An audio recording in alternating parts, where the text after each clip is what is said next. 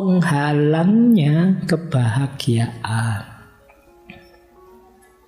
Apa sih yang membuat orang tidak bahagia? Yang pertama, kata Hamka, orang merindukan yang dia tidak punya. Saya pakai kalimat yang dia tidak punya ya, karena kalau setia dengan kata-kata itu merindukan yang tidak dimiliki, khawatirnya asosiasimu kemana-mana. Jadi ini uraiannya sederhana kalau di Hamka itu. Manusia itu biasanya cenderung menginginkan apa yang belum dia ketahui, yang belum dia miliki. Sudah punya yang luar biasa di rumahnya misalnya, punya mobil ini, mobil itu, misalnya sangat kaya raya. Itu yang sudah dia miliki ya sudah, tidak jadi pikiran. Yang ada di pikirannya apa? Apa yang belum dia miliki. Itu cirinya manusia sudah. Padahal syaratnya bahagia itu kemampuan kita mensyukuri apa yang sudah kita miliki. Dan itu terjadi kalau kita menghargai apa yang sudah kita miliki. Kadang-kadang yang sudah kita miliki tidak kita hargai, justru kita menginginkan yang di luar kuasa kita. Itulah sumbernya ketidakbahagiaan. Hamka mencontohkan Rockefeller. Rockefeller itu juragan minyak Amerika, kaya raya. Sekarang banyak funding foundation atas nama dia memberi beasiswa. Beliau ini milioner, kekayaannya banyak, hidup sampai umur 97 tahun. Satu ketika beliau menyatakan, saya tidak ingin apa-apa, saya cukup ingin usia saya sampai 100 saja. Ini beliau ngomongnya waktu usia 97 itu. Dan tidak lama setelah itu meninggal. Jadi dia menginginkan 3 tahun sampai 100 yang tidak ada, lupa mensyukuri 97 tahun di mana dia hidup kaya raya, sukses, milioner dan lain sebagainya. Jadi ini salah satu contoh bahwa bahagia itu justru dengan menghargai yang kita miliki, bukan sibuk mikir yang tidak kita miliki. Kalau orang Jawa bilang urip kuwi wang sinawang. Kita selalu melihat betapa enaknya orang lain, betapa bahagianya orang lain, betapa suksesnya orang lain. Padahal kita juga, orang lain melihat kita begitu. Nanti misalnya ada yang kerjanya di rumah, itu yang kerjanya keluar-keluar bilang enak ya sampean kerja santai di rumah. Nanti yang kerja di rumah juga begitu, enak sampean bisa keluar-keluar, saya bosen di rumah terus. Orang itu selalu melihat yang lain lebih bahagia dari dirinya. Nah, ini penghalang kebahagiaan nomor 1. Berarti apa? Untuk bahagia cukup kita syukuri, kita hargai, kita nikmati apa yang kita miliki saat ini, apapun itu. Yang kedua, penghalang kebahagiaan lagi adalah akal yang sering salah. Jadi akal yang tersesat, akal yang khilaf, akal yang keliru itu membuat kita tidak bahagia. Disitulah gunanya oleh Allah kita diberi banyak fasilitas tuntunan, baik dalam bentuk kitab suci, baik pendampingan langsung oleh para nabi, dan lain sebagainya. Jadi orang tidak bahagia kalau akalnya tidak sehat, tidak waras, atau tidak pinter. Berarti apa? Jangan berhenti belajar dan atasi keterbatasan akal itu. Kalau memang pikiran kita tidak nyampe, ada petunjuk yang sudah jadi. yaitu Al-Quran atau sunnahnya Nabi. Itu kan petunjuk yang sudah jadi. Yang agama lain jadi agamanya masing-masing, sudah ada. Mungkin akal kita terlalu berat memprosesnya, tinggal diikuti saja petunjuk-petunjuk langsung dari Tuhan itu. Itu yang disarankan oleh Hamka. Penghalang kebahagiaan juga rasa benci.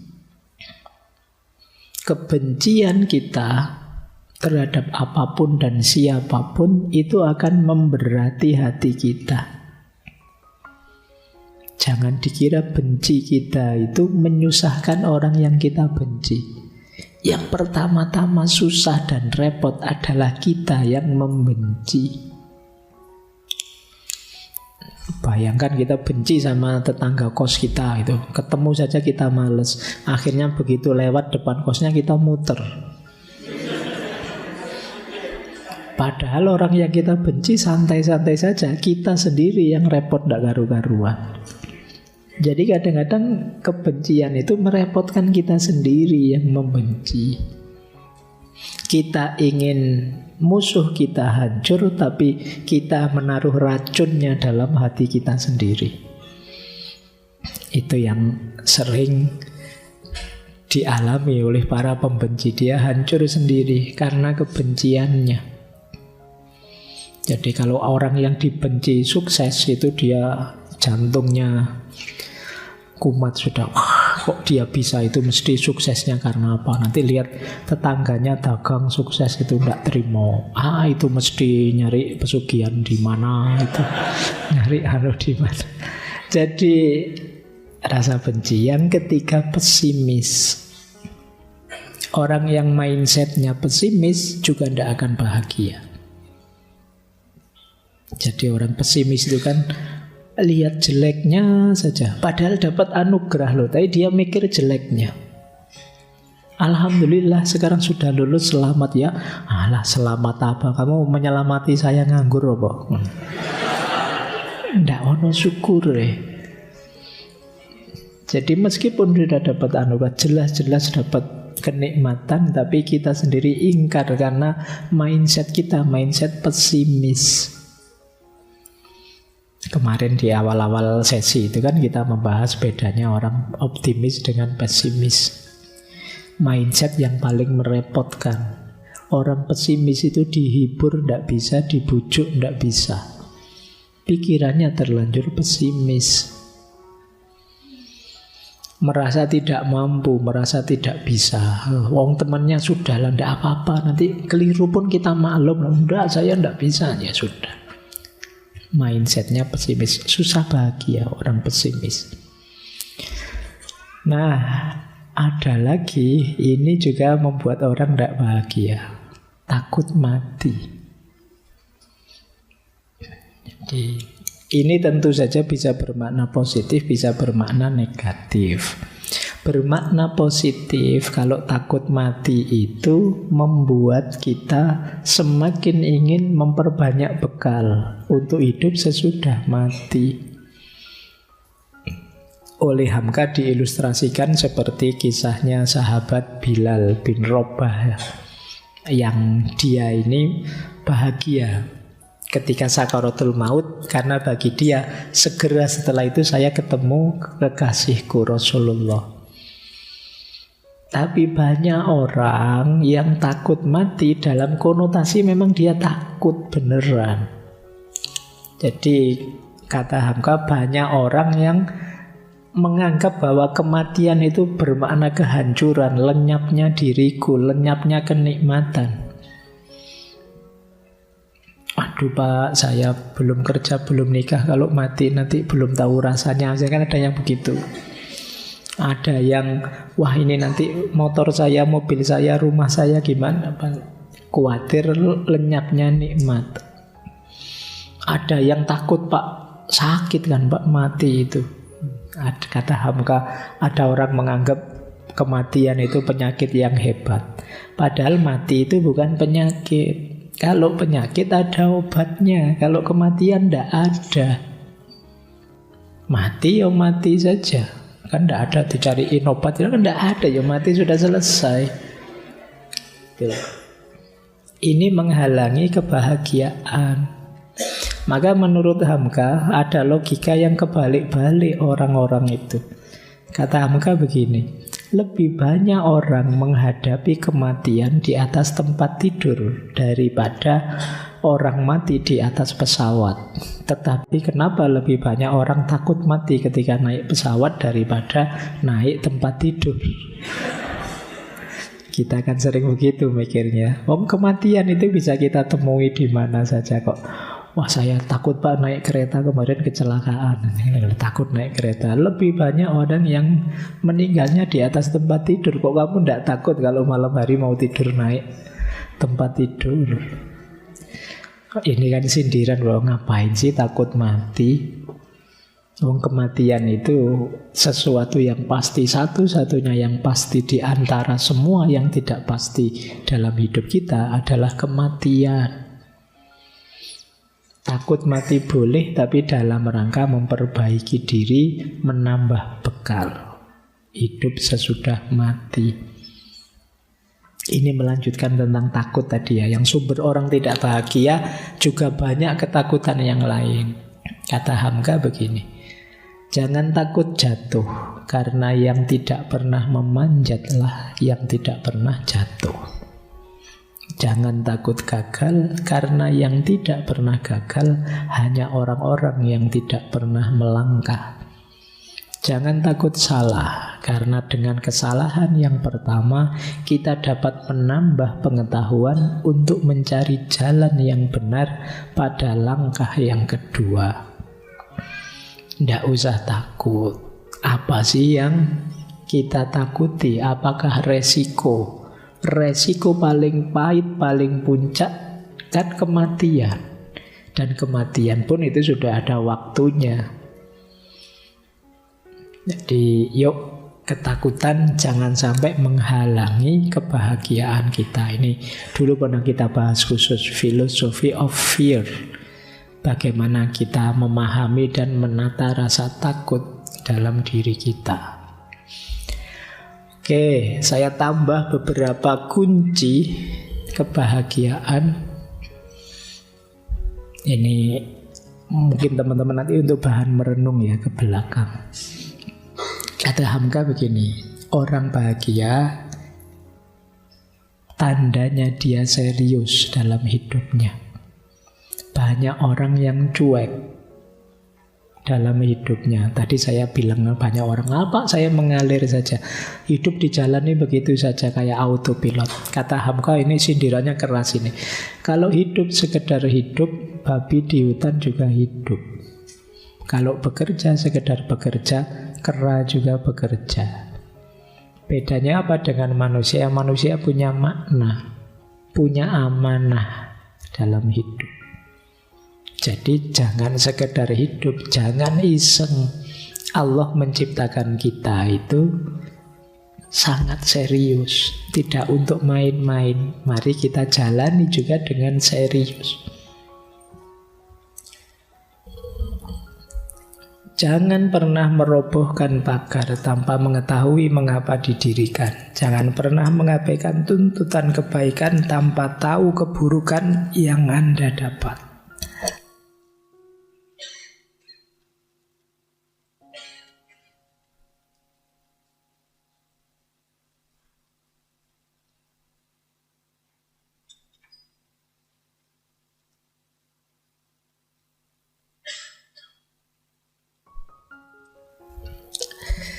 Oke, ini hilang lagi kalau habis batuk.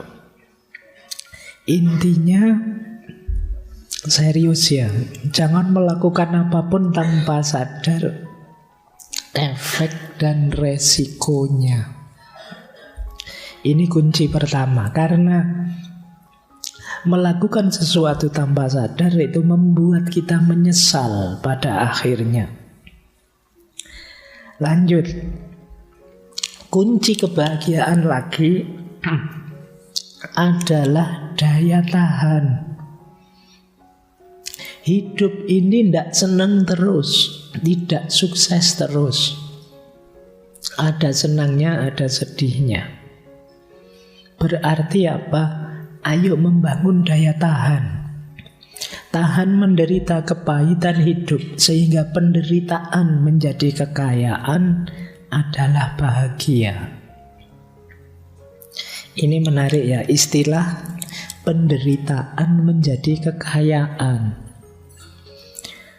Saya kasih contoh begini ya. Dulu zaman saya kecil di rumah, itu kadang-kadang makan hanya pakai garam sama kelapa. Saat itu kan rasanya menderita, lihat teman yang lain makan dengan lauk yang enak-enak. Tapi saat ini pengalaman makan itu jadi kekayaan saya, jadi kekuatan saya.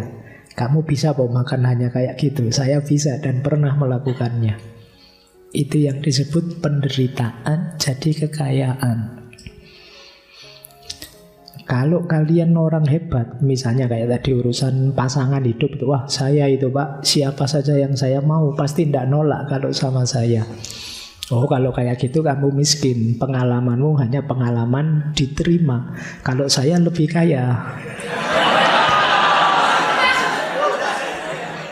Pengalaman saya tidak hanya pengalaman diterima, sebelum diterima itu saya ngalami ditolak lagi, saya lebih kaya. Itu yang disebut penderitaan sebagai kekayaan. Orang yang bisa memposisikan penderitaan sebagai kekayaan, dia akan kuat dan mudah bahagia. Kemudian ada lagi begini. Sebesar-besar atau seberat-berat urusan jangan dihadapi dengan muka berkerut. Kerut muka itu sendiri akan menambah lagi kerut pekerjaan.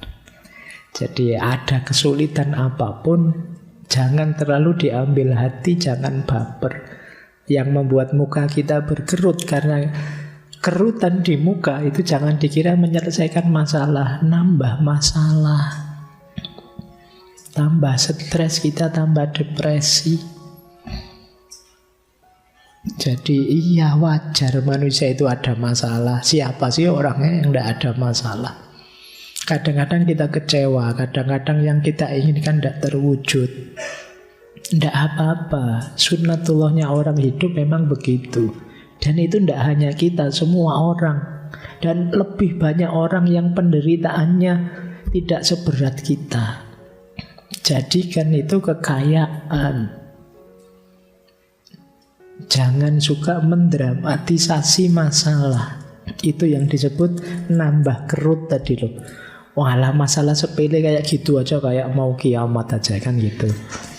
Wong sekedar sandal putus saja misalnya, waduh sandalku kok putus ini, wah ini nanti kalau jalan gimana, kalau lewat aspal nanti kakiku hitam ini, wah kalau kakiku hitam ya panjang kayak kenapa, ya biasa saja. Suka mendramatisir. Jadi daya tahan terhadap penderitaan bisa jadi salah satu kunci kebahagiaan. Lanjut. Nah, di antara kunci bahagia lagi adalah kemampuan kita menghidupkan ilmu. Teman-teman ini kan wawasannya luas, ngerti macam-macam.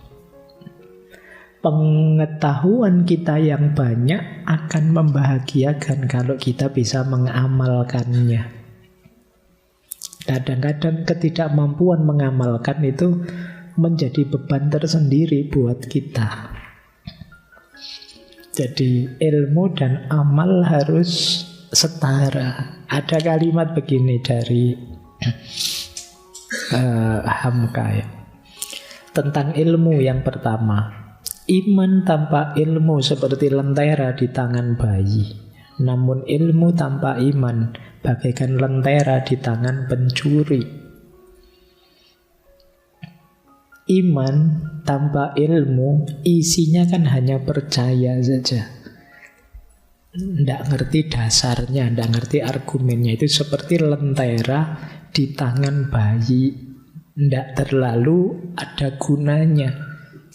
Bisa saja nyenggol dirinya sendiri, membakar dirinya sendiri.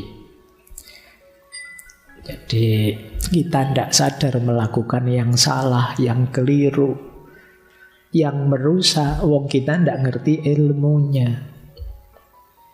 Sebaliknya, ilmu saja tanpa dikuatkan iman seperti lentera di tangan pencuri. Ya lentera di tangan pencuri ya dipakai mencuri oleh dia. Ilmunya dimanipulasi untuk hal-hal yang negatif, meskipun ilmu tadi hakikatnya positif. Ini tentang ilmu. Tentang amal juga begitu. Yo jangan hanya berilmu dong, ayo beramal. Salah satu pengkerdilan terkejam dalam hidup adalah membiarkan pikiran cemerlang menjadi budak bagi tubuh yang malas.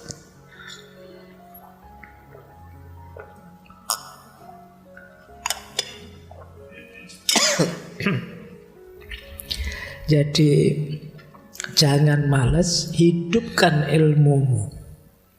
Kalian akan bahagia. Ini munajat terakhir dari dulu pernah kita pakai di Lembaga Budi. Kitabnya Hamka yang dulu kita kaji. Ini kalimat ini dulu juga pernah kita pakai. Inilah kuncinya kebahagiaan. Kita baca ya untuk menutup sesi malam hari ini di sela-sela taburan batuk. Jadi kata Hamka begini: di dalam menempuh perjalanan hidup, janganlah mencoba menjaga jarak dari Tuhan. Mari kita sedekat mungkin dengan Dia. Sebab kendali yang sebenarnya terpegang di tangannya. Betapapun kita memegang kemudi bahtera menuju pelabuhan yang dicita-citakan, namun yang menentukan arah angin adalah Dia. Sebelum sampai ke tempat perhentian, jangan lekas puas dan gembira jika nasib selamat, tapi bersyukurlah. Dan jika angin ribut mengguncang bahtera sehingga seakan-akan tiang akan patah, janganlah terguncang jiwamu. Sebab sesudah angin ribut itu, alam akan terang kembali. Sebab itu hendaklah sabar. Imbangan pelajaran hidup adalah antara syukur dan sabar. Perhitungan laba dan rugi bukanlah di tengah pelayaran, tetapi di tempat perhentian terakhir. Jadi ada dua modal kita untuk hidup menuju kebahagiaan. Jangan lupa syukur dan sabar. Hidup kita hanya ada dua variabel, senang dan sedih, gagal dan sukses. Menghadapi senang dan sukses, kita punya syukur. Menghadapi sedih dan gagal, kita punya sabar. Kalau kita sudah punya dua ini, insya Allah kita lebih mudah bahagia. Allahumma tim lana bi husnil khotimah.